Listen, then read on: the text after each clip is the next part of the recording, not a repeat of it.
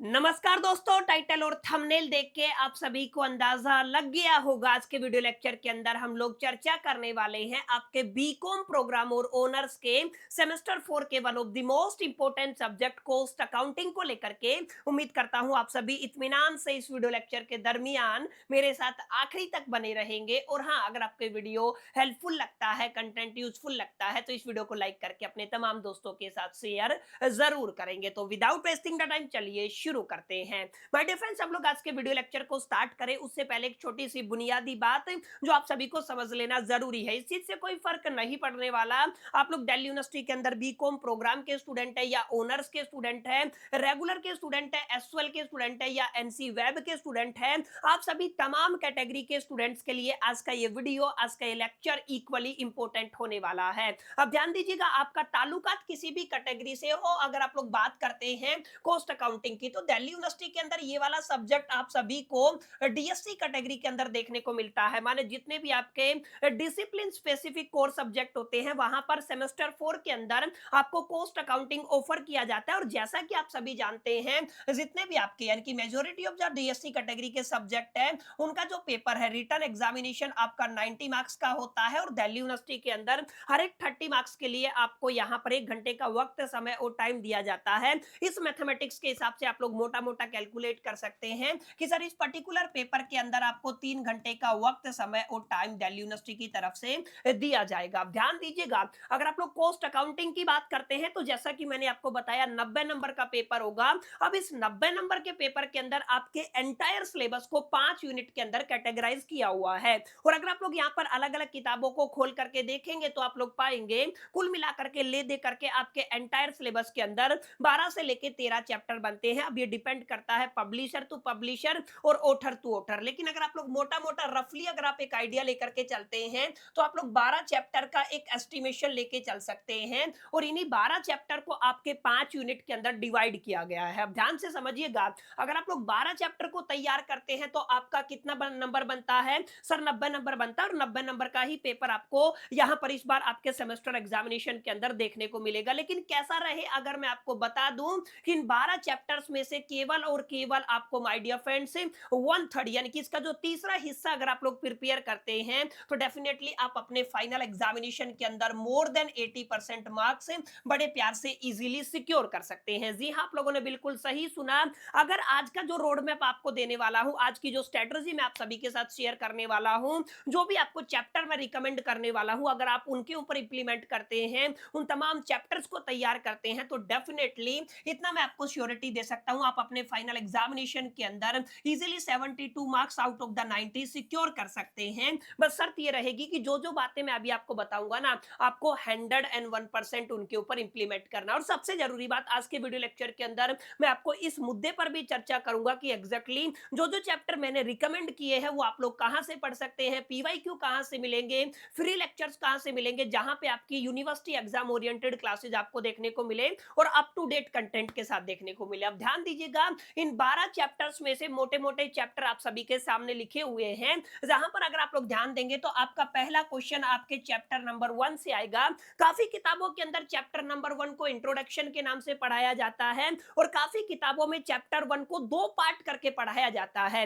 एक आपका theory part होता है, एक आपका कॉस्ट शीट के नाम से यहाँ पे पढ़ाया जाता है। कुल मिलाकर के ध्यान दीजिएगा, अगर आपकी किताब के अंदर थ्योरी अलग से पढ़ाया गया है, अलोंग विद अगर आपको यहाँ पे कॉस्ट शीट पढ़ाया गया है, तो आप सभी को समझ लेना है माय डियर फ्रेंड्स, ये आपका जो पहला चैप्टर है या पहला यूनिट है जिसको आपने पढ़ा है। क्लियर है? तो आपका जो पहला चैप्टर है या जो पहला यूनिट है, वहां से आपको माय डियर फ्रेंड्स आपका एक क्वेश्चन 101% आपके फाइनल एग्जामिनेशन के अंदर देखने को मिलता है, जो आपके फाइनल एग्जामिनेशन के टोटल वेटेज का 20% कंट्रीब्यूट करने वाला है। माने अगर आप लोग मोटा मोटा 90 का 20% निकालते हैं तो 18 नंबर का सवाल आपको यहाँ पर आपके यूनिट 1 से देखने को मिलेगा या चैप्टर 1 से देखने को मिलेगा। और बड़ा ही आसान चैप्टर रहने वाला है। थ्योरेटिकल जो आपका पोर्शन है, वहां पर आप लोगों को ले दे करके 5 से 6 क्वेश्चन पढ़ने होते हैं। अलोंग विद आपको केवल और केवल कॉस्ट शीट को फॉर्मेट को अंडरस्टैंड करके ना, वहां पे जो जो बेसिक टर्म्स आप लोग इस्तेमाल करते हैं, जैसे आपका फिक्स्ड कॉस्ट हो गया, वेरिएबल कॉस्ट हो गया, कॉस्ट का क्या मीनिंग होता है, वहां पर भी आप लोग मटेरियल लेवल और ओवरहेड को डिवाइड कर देते हैं, प्राइम कॉस्ट क्या होता है, ये तमाम चीजें ऐसी हैं जिनकी अगर आप लोग एक अच्छी खासी मालूमात हासिल कर लेते हैं तो डेफिनेटली जो कोस्ट सीट के अंदर से आपका 12 नंबर का न्यूमेरिकल पूछा जाता है ना, आप लोग उसको इजीली 101% टैकल कर सकते हैं, ठीक है। तो माय डियर फ्रेंड्स, आपको किसी भी कीमत पे जो आपका यूनिट 1 है या चैप्टर 1 है, हो सकता है आपकी किताब में एक चैप्टर हो सकता है आपकी किताब में दो चैप्टर हो, आपको दो इस पर्टिकुलर जो यूनिट है, पर्टिकुलर चैप्टर है, उसको तैयार करना है। अगर आप लोग पेपर पैटर्न के अकॉर्डिंग चलते हैं तो आप सभी जानते हैं ये आपका जो सेकंड क्वेश्चन है वो आपको यूनिट सेकंड से पूछा जाता है, और यूनिट सेकंड के अंदर प्राइमरी लेवल पे आप लोग दो चैप्टर्स पढ़ते हैं, एक आप लोग मटेरियल पढ़ते हैं, एक आप लोग लेबर पढ़ते हैं। और अगर आप लोग पिछले सालों के पीवाईक्यूज को एनालिसिस करेंगे तो आप लोग पाएंगे अमूमन दिल्ली यूनिवर्सिटी के अंदर इन दोनों के अंदर आपको ऑप्शन देखने को मिलता है। माने यहाँ पर आप लोग एक साइड में मटेरियल का चुनाव कर सकते हैं या लेबर का चुनाव कर सकते हैं,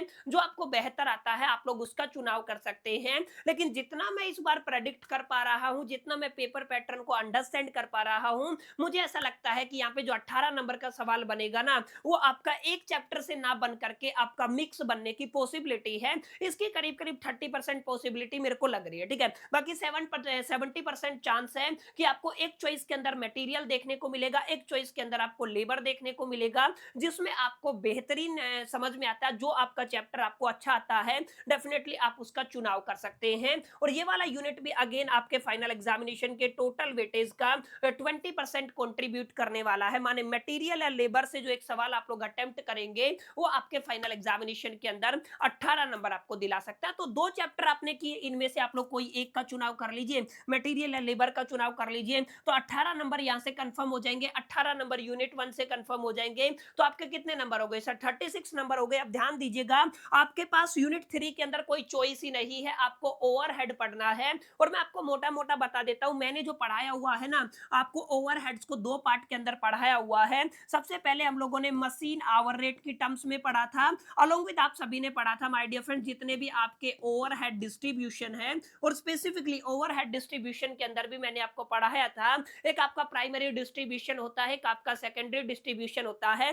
प्राय जो आपके बीकॉम प्रोग्राम का पेपर है उसके अंदर अमूमन मेजॉरिटी केस में आपको मशीन आवर रेट देखने को मिलता है, और जितने भी ओनर्स के पेपर होते हैं ना, वहां पर आपको यहाँ पे आपके सेकेंडरी और प्राइमरी ओवरहेड डिस्ट्रीब्यूशन देखने को मिलता है। इसका मतलब जो आपका तीसरा क्वेश्चन आएगा ना, वो कहां से आएगा सर? यूनिट 3 से आएगा, और यूनिट 3 के अंदर आपको केवल एक ही चैप्टर पढ़ना है, दैट इज द ओवरहेड। और ध्यान दीजिएगा, बिल्कुल सिंपल क्रिस्टल क्लियर शब्दों में मैं आपको बता रहा हूं, अगर आपने ओवरहेड तैयार कर लिया तो यहां पर भी आपका 20% माने 18 नंबर कंफर्म हो जाएगा। तो यहां पर ध्यान दीजिए, अभी तक हमने क्या किया, आपके 3 बार 18 कर लिए, आपका चैप्टर नंबर 1 हो गया है। मैं इसका कलर चेंज कर लेता हूं, ध्यान दीजिएगा, यहां से आपका चैप्टर नंबर 1 हो गया, यहां से आपका चैप्टर नंबर 2 हो गया, यहां से आपका चैप्टर नंबर 3 हो गया, ठीक है। यानी कि आप लोग कह सकते हैं 20 + 20 + 20 कुल मिलाकर के आपका 60% पेपर आप तैयार कर लेंगे, अगर आप लोग केवल और केवल इन 3 चैप्टर को तैयार करते हैं। अब आगे थोड़ा अगर आप लोग बढ़ जाते हैं कॉन्ट्रैक्ट और प्रोसेस कॉस्ट के अंदर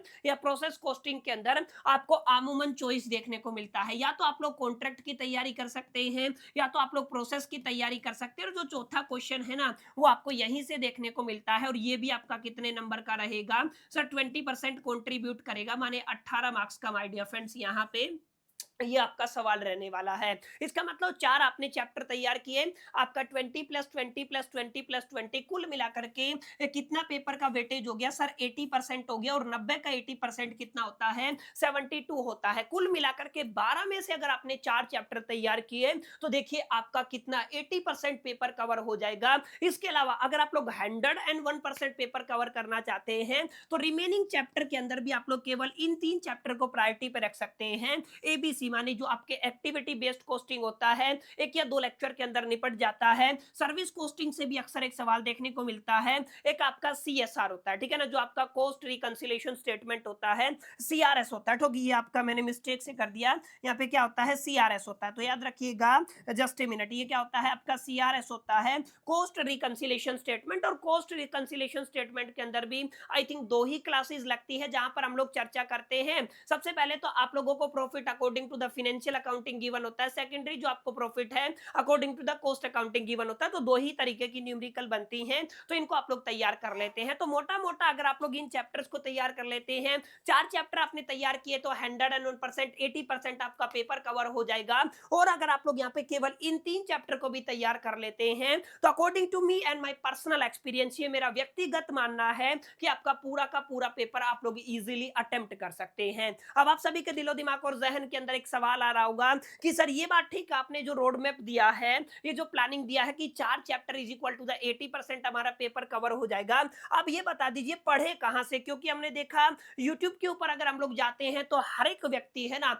आपको अपना कोर्स चिपकाता है, यानी कि आपको कोर्स लेना है। और ऑब्वियस सी बात है, हर एक व्यक्ति जब मेहनत करता है, कोई भी इंडिविजुअल हो, तो ऑब्वियस सी बात है वो उसके बदले में रेमुनेशन, सैलरी, वेजेज या जो एक पर्टिकुलर आप लोग मॉनेटरी टर्म्स में बेनिफिट एक्सपेक्ट ही करता है, तो हर व्यक्ति करता है। लेकिन हम लोग उन स्टूडेंट्स को लेकर के चर्चा कर रहे हैं जो बेसिकली अफोर्ड नहीं कर सकते हैं। तो मैंने आपको बार बार बताया हुआ है, आपका अपना चैनल है बीकॉम कॉर्नर, डेफिनेटली आप इसको प्रीफरेंस में ले सकते हैं। जैसे आप लोग अपने इस चैनल को खोलेंगे और प्लेलिस्ट के सेक्शन के अंदर जाएंगे माय डियर फ्रेंड्स, तो ध्यान दीजिएगा यहाँ पर आपको कहीं पे ना कहीं पे दिखेगा आपका कॉस्ट अकाउंटिंग का प्लेलिस्ट। देखिए कॉस्ट अकाउंटिंग का प्लेलिस्ट लेटेस्ट 2026 की क्लासेज है, हम एक बार इसको ओपन कर लेते हैं। तो यहाँ पे पूरा कोर्स मैंने पढ़ाया हुआ है सर, 12 में से 11 चैप्टर पढ़ाए हुए हैं, विद पीवाईक्यू पढ़ाए हुए हैं, और एक एक कॉन्सेप्ट को गहराई में जाकर के बहुत डिटेल में जाकर के पढ़ाया हुआ है। जितने भी आपके पीवाईक्यू है ना वो सब मैंने यहाँ पे डिस्कस किए हुए हैं। देखिए